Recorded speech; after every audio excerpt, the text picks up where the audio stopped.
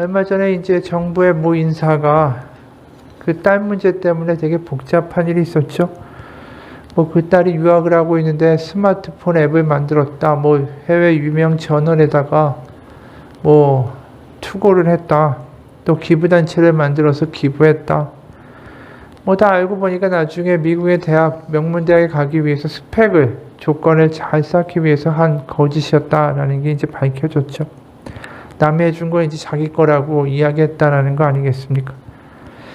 세상은 어떻게든 자기를 알리려고 하고 자신의 존재감을 부각시키는데 아주 열심히 해요. 최근에 SNS를 보면 더 그렇지 않습니까? 다들 뭐 아주 인생을 잘 즐기는 것 같고 맛있는 거 먹는 것 같고 행복한 것 같고 그러다 보니까 그 SNS를 보면서 사람들이 상대적으로 이 허탈감을 느끼고 나는 잘 못 살고 있다라는 생각을 오히려 더 느끼게 만드는 효과들이 있다라고 해요. 그래서 오히려 SNS 때문에 더 우울해지는 사람들도 많다라는 것이죠. 어떻게든 자신의 존재감을 내세우려고 하고 관심을 받고자 하고 이게 세상이죠. 만약에 우리도 TV에서 갑자기 나와서 인터뷰한다 그러면 얼마나 부산을 떨겠어요. 뭐 어디 가서 이제 머리도 자르고 화장도 하고 뭐 이런 일을 하지 않겠습니까? 오늘 예수님을 찾아오는 헬라인이 있다라고 이야기해요. 이게 굉장히 사실은 특이하고 충격적인 이야기죠. 여태까지는 이제 유대 땅에서만 예수님이 메시아로 어떻게 보면 인정받고 메시아로 이제 사람들이 떠받들기 시작하고 반대하는 사람들도 물론 많죠. 그런데 멀리 이제 헬라인들까지 예수님을 만나겠다라고 찾아왔다라는 것입니다. 게다가 지난 우리가 주에 본 본문을 보면 예수님이 나귀를 타고 성전에 입성하실 때, 예루살렘에 입성하실 때 수많은 사람들이 다윗의 자손이고 호산나 구원하소서 노래를 부르면서 뭐 겉옷을 벗어서 나귀 밑에 깔고 아주 난리가 났었죠. 그러니까 이 제자들이 지금 벌써 예수님의 예루살렘 입성이 왕으로서 오시는 스가랴서의 예언의 성취다라는 어떤 들뜬 마음이 있었는데 여기 헬라인까지 찾아오니까 이 제자들이 얼마나 흥분하고 와 이게 뭔가가 되나 보다 이제 뭔가의 성취의 때가 되나 보다라는 기대감이 크지 않았을까요?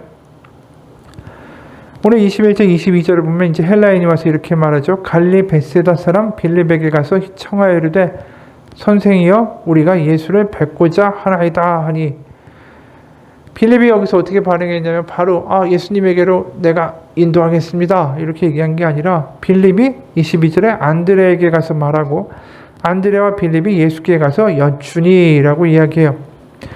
그러니까 빌립이 먼저 헬라인들을 만나고 그 다음에 안드레한테 가서 어떻게 해야 되냐라고 의논한 다음에 안드레가 빌립을 데리고 예수님 앞에 나아간 것이죠. 이 장면은 사실은 우리가 본 요한복음 6장에 나오는 장면의 사실 연속성상에 있는 것입니다. 우리가 요한복음 6장에 보면 5절에서 예수님이 빌립에게 이렇게 물으셨죠. 예수께서 눈을 들어 큰 무리가 자기에게로 오는 것을 보시고 빌립에게 이르시되 우리가 어디서 떡을 사서 이 사람들을 먹이겠느냐 하시니 이렇게 말씀하심은 친히 어떻게 하실지를 아시고 빌립을 시험하고자 하심이라. 빌립이 대답하되 각 사람으로 조금씩 받게 할지라도 200데나리온의 떡이 부족하리다. 좀 대답에 대해서 좀 실패했죠. 예수님이 시험하셔서 물어보셨다고 그러는데 이거 부족하다, 이거 안 된다, 불가능하다 이런 이야기만 냅다 들어놓은 게 빌립 아니었습니까? 그럴 때 8절에 제자 중 하나 곧 시몬 베드로의 형제 안드레가 예수께 여짜오되 안드레가 딱 등장해서 이야기한 거예요. 9절 여기 한 아이가 있어 보리떡 5개와 물고기 2마리를 가지고 있나이다. 그러나 이것이 이 많은 사람에게 얼마나 되겠사옵나이까. 그래도 안드레는 뭔가 예수님이 흡족하게 하시는 그 오병이어의 어떤 기적을 이루게 되는 계기를 제공한 사람이죠.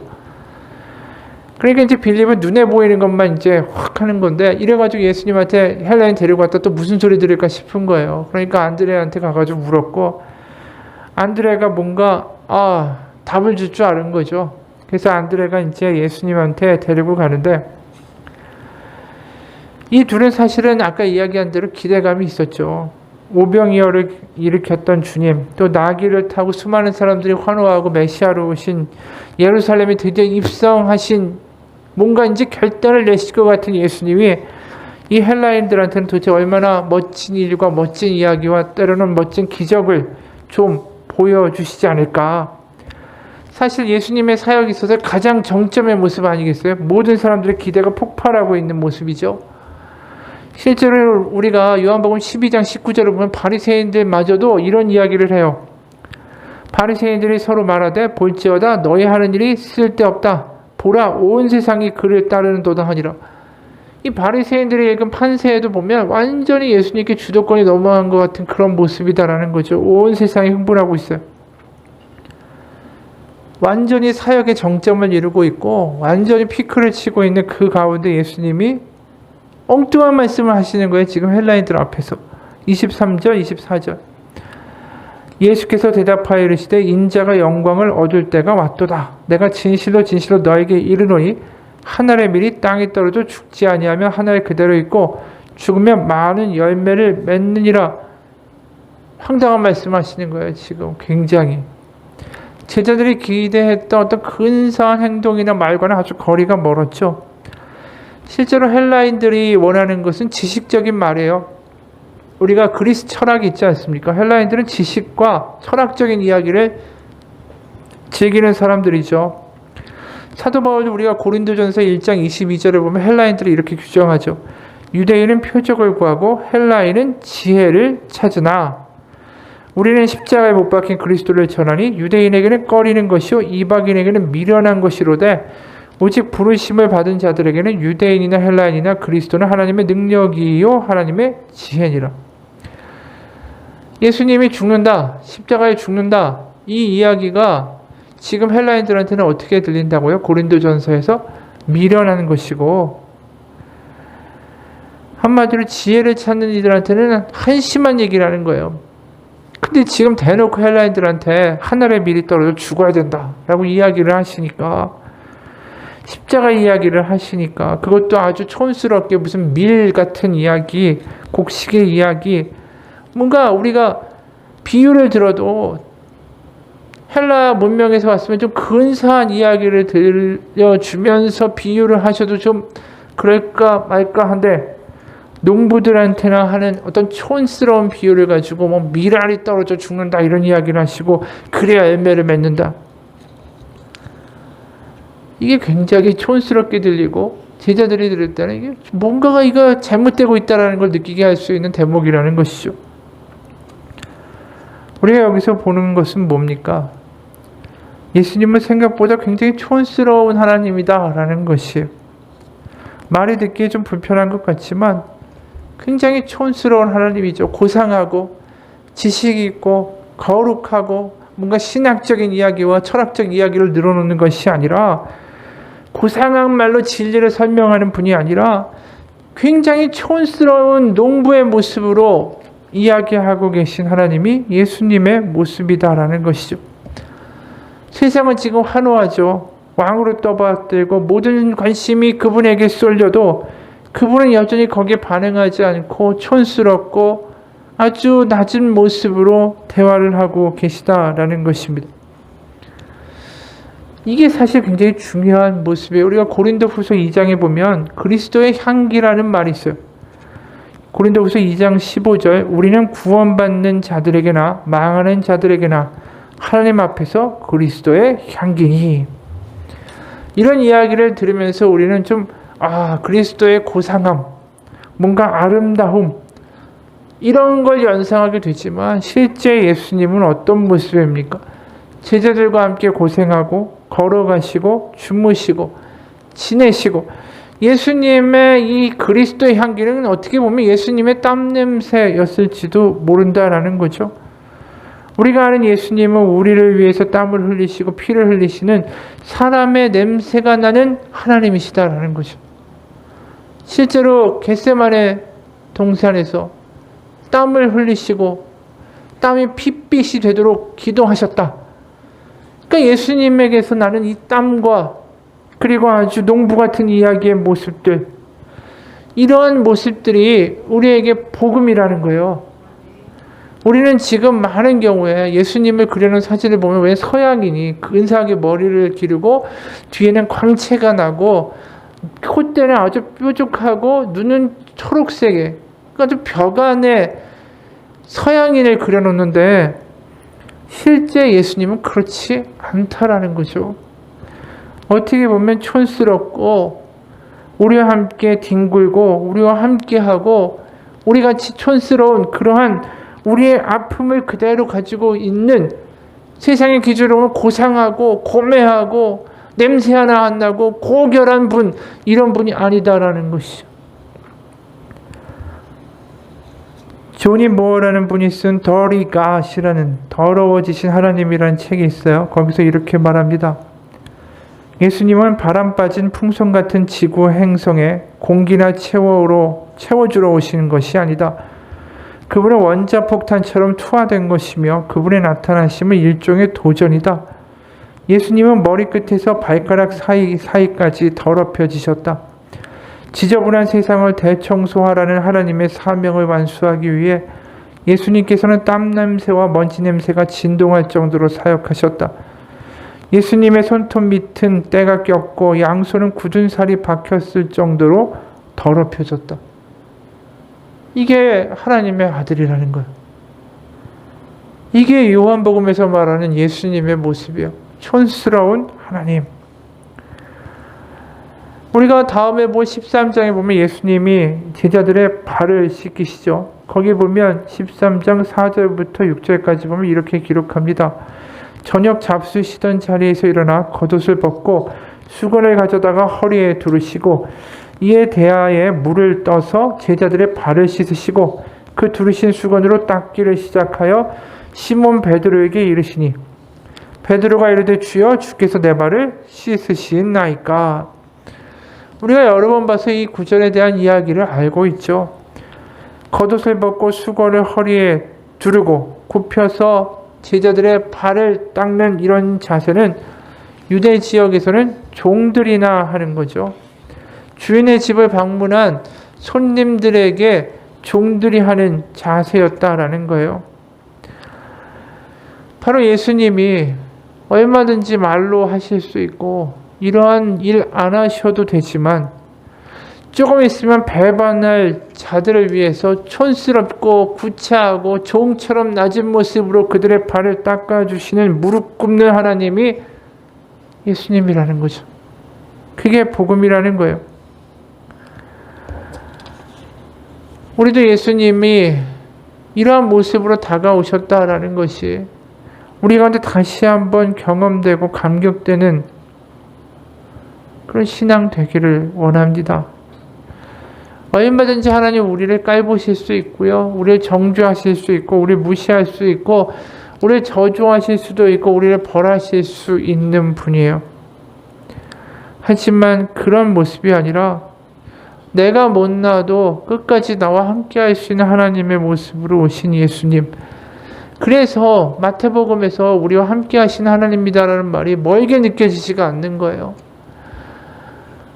아무리 정말 돈 많이 벌고 아주 유명한 연예인이 나와 함께 한다라고 나와 같이 있는다, 늘 같이 있는다, 이것도 안 믿겨지는데 하나님의 아들이 우리와 함께 하신다는데 그 행색이 정말 초라한 모습으로 그러한 모습으로 우리와 같이 있는다라고 할 때 우리는 믿어지게 되는 거죠. 고매한 하나님이 아니라 정말 우리 눈에서 흔히 볼 수 있는 모습으로 우리 가운데 다가오시는 하나님이 바로 예수님이기 때문에. 그래서 하나님이 우리와 함께 하신다. 마태복음에 뭐라고 합니까? 임마누엘 하나님 우리와 함께 계신다. 마태복음의 끝은 어디 있습니까? 내가 세상 끝날까지 너희와 항상 함께 있으리라. 이게 믿어지는 거예요. 예수님의 모습을 보니까. 세상에 오셔서 아주 고매하고 위대하게 지내시고서 내가 너와 함께해. 그러면 그게 와닿겠어요? 이런 모습으로 와서 내가 너와 함께 한다고 하니까 믿겨지는 거예요. 이게 지금. 마태복음은 그렇게 우리와 함께 하신 하나님을 이야기하죠. 요한복음에서 이렇게 촌스러운 하나님을 이야기하죠. 그리고 마태복음 25장에서는 더 충격적인 이야기도 해요. 마태복음 25장 35절부터 그 이하의 말씀입니다. 내가 줄일 때 너희가 먹을 것을 주었고 목마를 때 마시게 하였고 나그네 되었을 때 영접하였고 헐벗었을 때에 옷을 입혔고 병들었을 때에 돌보았고 옥에 갇혔을 때 와서 보았느니라. 세상의 종말의 때에 양과 염소를 구별할 때에 그 기준은 예수님한테 우리가 어떻게 대했느냐에 따라 갈라진다라는 것이죠. 여기서 내가, 예수님이 직접 말씀하시죠. 내가 굶주렸다, 내가 옥에 갇혔다, 내가 병들었다, 내가 헐벗었다. 이게 지금 그 당시에 복음을 전도하며 끝까지 복음을 매달리던 초대교회 사람들, 바로 그 사람들을 예수님이 나라고 표현한 거 아닙니까? 바로 예수님의 모습이 어디서 그대로 볼 수 있냐면 병들고 헐벗고 굶주리고 그런 목마른 사람들의 모습에서 예수님이 존재한다라는 거예요. 그러니까 그 이야기를 거꾸로 말하면 그냥 가난한 사람들한테 잘해라. 네 형제자매들한테 잘해라. 그런 사람이 나중에 천국 갈 거야. 그런 사람이 양이 될 거야. 라고 말씀하실 수 있죠. 근데 왜 굳이 표현을 이렇게 하시냔 말이에요. 내가 줄이고 내가 목마르고 내가 나그네고 내가 헐벗었다. 이게 하나님과 어울리는 말이겠어요? 하나님이 헐벗고 굶주리고 목마르고 병들었다? 이게 말도 안 되는 이야기죠. 그런 이야기를 예수님에다 갖다 붙이고 그것이 하나님에게다 갖다 붙인다라는 것 자체가 이게 놀라운 이야기라는 거예요. 이게 예수 그리스도 안에 나타난 복음의 본질이에요.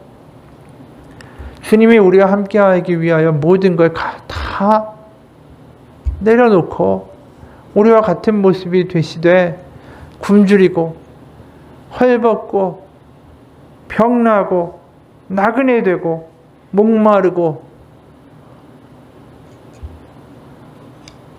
바로 그게 주님이 우리와 함께 하신다라는 뜻의 의미예요. 그냥 주님이 나와 함께 하시오. 이게 아닙니다. 내가 목마를 때 내 목마름에 함께 하시고요. 내 배고픔에 함께 하시고 내 병 가운데 함께 하시고 내가 나그네고 내가 포기할 때도 그분이 나와 함께 하신다라는 거예요. 다른 말로 표현하면 나는 고기하고 고결해서 너하고 달라가 아니라 오히려 하나님이 우리 가운데 오셔서 그분의 거룩을 우리 가운데 전염시켜 주시는 거죠. 우리 가운데 소망을 전염시켜 주시는 거고 우리 가운데 생명을 전염시켜 주시는 거예요. 우리가 그런 하나님, 어떻게 보면 우리가 생각하지 못하는 못난 하나님, 바로 그 예수님의 모습에 감격하고 반응하기 원합니다. 그게 오늘 25, 26절이에요.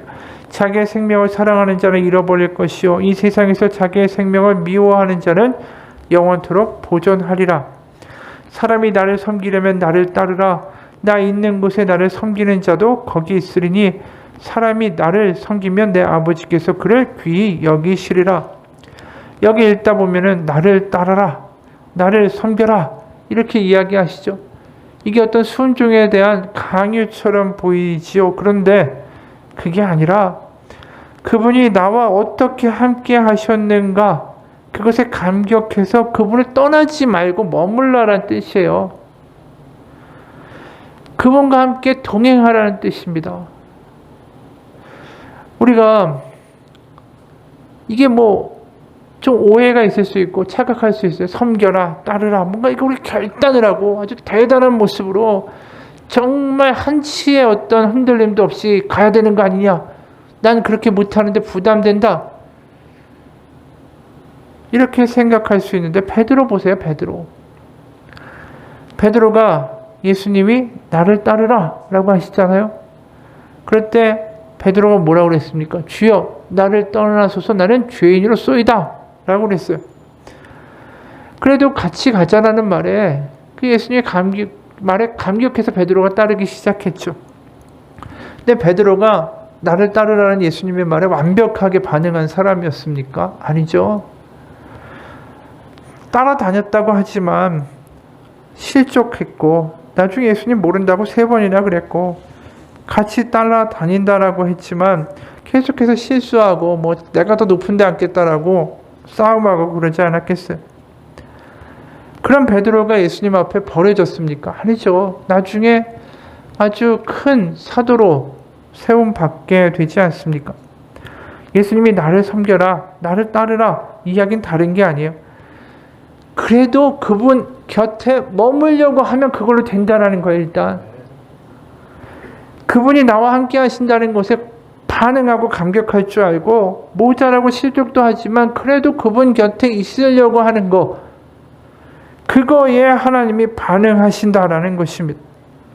베드로가 결국 따른다고 했지만 나중에 도망갔잖아요. 나 몰라. 3번이나 부인하고. 하지만 그래도 뻔뻔하게 그가 잘한 게 뭐예요? 예수님 부활하셨을 때 또 뛰어가가지고 막 예수님이다라고 그 앞에서 예수님 앞에 선, 그러한 장면이 우리가 요한복음 21장에서 보게 되지 않습니까? 그가 잘한 건 그거 하나예요. 그래도 어찌됐든 죽이 되든 밤이 되든 실수했든 실족했든 그래도 머물려고 하는 거. 그 베드로가 머물려고 그래도 하는 것 자체가 예수님의 눈에는 어여삐 보이시는 거고, 그리고 그래 결국은 예수님이 또 하나님이 성령을 나중에 오순절에서 구경하게 하고 목격하게 한 증인이 되게 하시지 않습니까? 그리고 베드로가 내가 예수님 따르라고 했을 때 따른다고 얘기하고 쫓아갔을 때 자신의 미래가 그렇게 될 거 알고 따랐을까요? 전혀 몰랐죠. 자신이 3년 쫓아다니다 나중에 부인하고 그 다음에 또 성령 체험하고 이런 식의 어떤 앞으로의 엄청난 일들이 일어날 거를 알고 따랐습니까? 몰랐죠. 그러니까 결국 계속 실수만 하게 된 거 아니에요. 그래도 베드로에게 좋은 게 하나가 있다면 뭐예요? 감격해서 그래도 따라가려고 한 거, 머물려고 한 거, 실수해도 또다시 예수님 앞에 붙어 있으려고 한 거. 그게 베드로의 장점이고 그게 우리의 믿음의 모습이어야 된다는 거죠. 우리가 어떤 날을 하나님 곁에서 좀 떨어져 내 생각과 세상 어떻게 보면 보이는 것에 그냥 휘둘려 갈 수도 있어요. 그리고 옛날같이 믿음이 뜨거워지지 못하는 모습도 있을 수 있겠죠. 하지만 그래도 매일 아침에 우리가 순간순간에 주님, 그래도 저 주님 곁에 머물겠습니다. 저 주님 바라봅니다. 그래도 그 고백 하나에도 하나님이 감격하시지 않을까요? 우리가 위대한 행동을 하고 위대한 결단을 하고 다른 건 다 버리고 하나님 따르고 이게 아니잖아요. 부족해요. 하지만 그래도 머물려고 하고 예수님 곁에 있으려고 하고 그래도 예수님 좀 바라보려고 하는 거, 그거 하나에도 응답해 주시는 하나님의 모습이 오늘 우리가 보는 하나님의 모습이라는 것이죠. 세상에서는 하나님을 이용하고자만 하죠. 동행하고 같이 하고자 하는 사람이 너무나도 적은 게 현실이에요. 다 와가지고 뭐라고 합니까? 하나님 이거 들어주세요. 흥정하고 거래하는 기도할 때가 많잖아요. 하나님 이렇게 해주시면 제가 이렇게 할게요. 안 해주시면 안 하는 거죠. 그러니까 어떤 거래와 내가 필요한 요구들만 기도하고 내려놓고 그러고 그냥 성전에 나가면 그 다음부터 잊어먹고 빠이빠이예요. 하나님이 원하시는 건 그 모습이 아니라는 거죠. 우리 삶의 순간순간에서 그래도 예수님과 머물려고 하고 예수님 바라보려고 하는 그거 자체가 하나님이 우리에게 요구하시는 믿음의 본질이라는 것입니다. 믿는 사람들도 계속해서 이런 거 원하잖아요. 기도해서 승진하고 더 잘되고 뭔가 돈 문제 해결되고 예수님이 내가 너와 함께 해. 그거보다 우리는 하나님 돈 주세요. 성공 주시고 내가 원하는 것에 답을 주세요. 그게 더 우리 가운데 커지는 모습들이 있지 않습니까? 하나님이 어떻게 보면 그렇게 되면 자판기가 되는 거죠. 내가 원하는 것을 받기 위한 어떤 대상으로. 믿음은 삶 속에서 그분과 머물려고 하는 것입니다. 그게 우리 가운데 회복되기 원합니다. 그게 신앙이에요. 오늘 24절 내가 진실로 너에게 이르노니 한 알의 밀이 땅에 떨어져 죽지 아니하면 한 알 그대로 있고 죽으면 많은 열매를 맺느니라. 한 알의 밀에게 주어진 선택지는 2개뿐이죠. 죽던가 그대로 있던가. 우리가 주님을 따르는 길도 어떻게 보면 2가지밖에 없어요. 그래도 주님의 사랑에 감격해서 그래도 그분 안에 머물고자 하는 삶이든가 아니면은 그저 믿는 척하면서 내 마음대로 여전히 살아가는 삶을 살든가. 누가 이런 글을 썼어요. 당신은 단지 행복해지기 위해서 예수를 믿는가? 그렇다면 당신은 거룩한 삶에는 아무런 관심이 없는 것이다. 우리 안에 거하시는 그리스도를 받아들여야만 온전한 그리스도를 받아들일 수 있다. 내주하시는 그리스도를 갈망하기만 할 뿐, 그분을 단지 우리에게 찾아와 위로와 기쁨과 평화를 주시는 분으로만 생각하는 이들이 있다. 그들은 자신의 뜻을 버리고 온종일 주님께 복종하고 같이 머물러야 한다라고 생각하지 않는다. 그저 거룩한 변화된 삶에는 아무 관심 없이 단지 행복해지기 위해서 그리스도를 믿는다. 그들은 그리스도께서 자신을 위해 행하신 사역을 믿는 데 그칠 뿐 자기들 안에서 행하시는 그리스도의 일에는 복종하지 못한다. 그래서 그리스도께서 나를 위해 십자가에 못 박히셨다라고만 말하지, 내가 그리스도와 함께 십자가에 못 박혔다라고 말하지 못한다.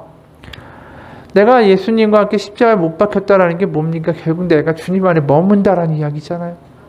내 생각과 내 판단과 세상에 보이는 것과 얼마든지 내 멋대로 갈 수 있는 것을 포기하고 내가 그래도 주님 안에서 주님 바라보고 머물겠다.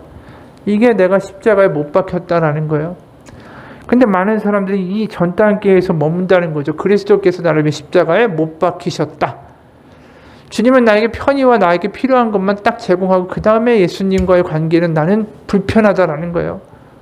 거기까지는 가기 싫다라는 거죠. 우리가 한번 생각해 봤으면 좋겠습니다. 내가 주님 안에 머무는 삶을 살고 있는가? 오늘 하루는 내가 그래도 예수님 생각해 본 적이 있는가? 내가 예수님 때문에 뭔가 손해본 하루였던가? 내가 예수님 때문에 뭔가 감격해 본 적이 있는가? 내가 예수님 때문에 뭔가 남을 사랑하고 용서하려고 해본 적이 있는가? 내가 예수님 때문에 뭔가 소망을 갖고 다시 한번 그래 일어서야지라고 결단한 하루였는가? 예수님 안에 머무는 삶이 그런 것입니다. 그런데 내가 머물지 못하는 삶을 산다고 그러면 우리의 믿음에 대해서 다시 한번 생각해 봐야 된다는 거예요. 예수님 때문에 뭔가 내 삶에서 변화되는 게 있고, 예수님 때문에 뭔가 어떤 변화나 어떤 내용과 어떤 내 삶의 이야기들이 존재하지 않을 때 우리의 삶에 예수님이 어떻게 머물고 우리가 예수님 안에 머문다라고 말할 수 있겠어요? 똑같잖아요. 우리가 사랑하는 사람이 있습니다. 사랑하는 사람이 있으면, 정말 사랑한다고 하면 자신이 가진 돈과 시간과 그 모든 걸 손해보고서라도 다 해주고 싶고 같이 있고 싶은 게 정상 아니겠어요? 하나님이 우리 때문에 다 내팽개치고 그 아들 보내셨잖아요. 다 그렇잖아요. 그럼 우리는 그 사랑에 대하여 과연 어떻게 반응하고 있는가 다시 한번 생각해 봐야 된다는 거죠. 그냥 우리 가운데 다 걸었다가 아니라 아까 얘기했잖아요. 내가 줄이고, 내가 배고프고, 내가 목마르고, 내가 병들고 있는 거 다 걸었잖아요, 하나님이. 그럼 내가 그 하나님 때문에 뭔가 조금이라도 손해보고 용서하고 사랑하고 소망 갖는 반응을 할 수 있는 사람은 될 수 없을까요? 하나님이 100을 주셨으면 우리한테 100을 요구하는 게 아니라고 했잖아요. 베드로가 따르라 했을 때 내가 100 얘기했으니까 너 100으로 반응해라. 이런 베드로는 옛날에 저주받고 죽었겠죠. 하나님이 100이라고 이야기했지만 베드로 1밖에 안 됐어요. 그래도 그 일이 너무나도 하나님 보시기에는 기특한 거예요.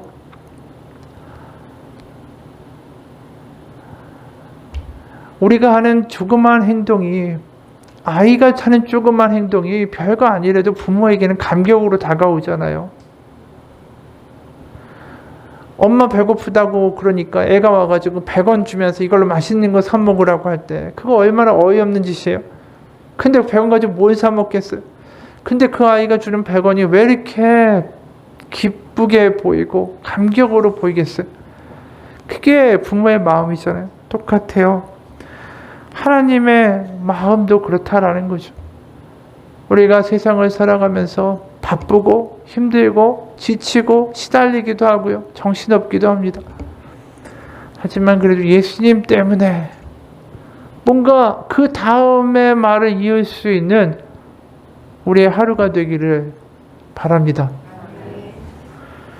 마지막으로 이야기 하나만 하고 마치겠습니다. 아마 아시는 분들 있을 거고 전에도 한번 이야기했던 이야기예요. 엄마는 그래도 되는 줄 알았습니다 라는 글이에요. 엄마는 그래도 되는 줄 알았습니다. 하루 종일 밭에서 죽어라 힘들게 일해도 엄마는 그래도 되는 줄 알았습니다. 찬밥 한 덩이로 대충 부뚜막에 앉아 점심을 때워도 엄마는 그래도 되는 줄 알았습니다. 한겨울 냇물에서 맨손으로 빨래를 방망이질해도 엄마는 그래도 되는 줄 알았습니다. 배부르다 생각 없다 식구들 다 먹이고 굶어도 엄마는 그래도 되는 줄 알았습니다. 발 뒤꿈치 다 해져 이불이 소리를 내어도 엄마는 그래도 되는 줄 알았습니다. 손톱을 깎을 수 없이 닳고 문드러져도 엄마는 그래도 되는 줄 알았습니다. 아버지가 화내고 자식들이 속썩여도 끄떡없는 엄마는 그래도 되는 줄 알았습니다.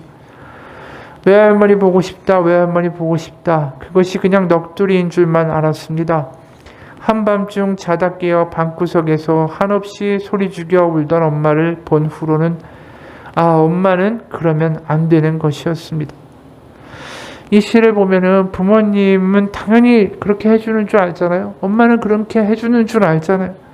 우리가 하나님도 그렇게 해주는 줄 알아요. 그냥 하나님이니까 나 사랑하셔야죠. 하나님이니까 그러셔야죠. 하나님이니까 기다려주시고 하나님이니까 용서해 주시고. 하지만 그러기 위해서 하나님이 치른 대가가 너무 커요. 그렇죠? 우리를 사랑하기 위해서, 우리를 용서하기 위해서, 우리를 회복시키기 위해서 치른 하나님의 대가가 너무 크다라는 거죠. 자신의 독생자를 이 바닥까지 내버리시고 죽음까지 외면하시고 그분은 우리를 위해서 그러지 않아도 되는 하나님이었어요. 그런데도 그렇게 하셨다라는 거죠. 우리가 그런 하나님에 대하여 뭔가 반응할 수 있는 믿음, 그 믿음 되기를 주님의 이름으로 축원합니다. 기도하겠습니다. 하나님 아버지, 우리의 삶의 순간에서 주님 안에 머무는 순간들이 있었나요? 아니면 그냥 내 생각과 내 판단과 사람들의 이야기와 세상의 말들 가운데 그냥 휩쓸려 떠내려갔던 삶이었나요? 주님 바라보며 주님 때문에 뭔가 소망을 갖고 주님 때문에 긍정의 말을 하고 주님 때문에 험담을 멈추고 주님 때문에 거짓말을 멈추고 주님 때문에 용서할 수 있고 주님 때문에 다시 소망 가질 수 있고 주님 때문에 위로할 수 있고 주님 때문에 사랑할 수 있고 뭔가 그러한 믿음이 되기 원합니다. 뭔가 주님의 뜨거운 사랑이 감격되고 우리도 그게 반응할 수 있는 그런 믿음 되기 원합니다. 어느 순간 시들어버리고 그냥 매갈이 없어지고 아무것도 느껴지지 않는 신앙, 그래서 그냥 예배당에 와서 내가 원하고 필요한 것들만 줄줄줄 나열하고 떠나가는 신앙이 아니라 하나님 때문에 감격하고 나의 하나님께 드리는 예수님 때문에 내가 이렇게 합니다라는 말에 하나님 감격하시고 뭔가 감격이 있고 뜨거움이 있고 다시 열정이 회복되는 우리의 신앙 되게 하여 주옵소서. 예수님 이름 받들어 기도합니다. 아멘. 우리 같이 기도합시다.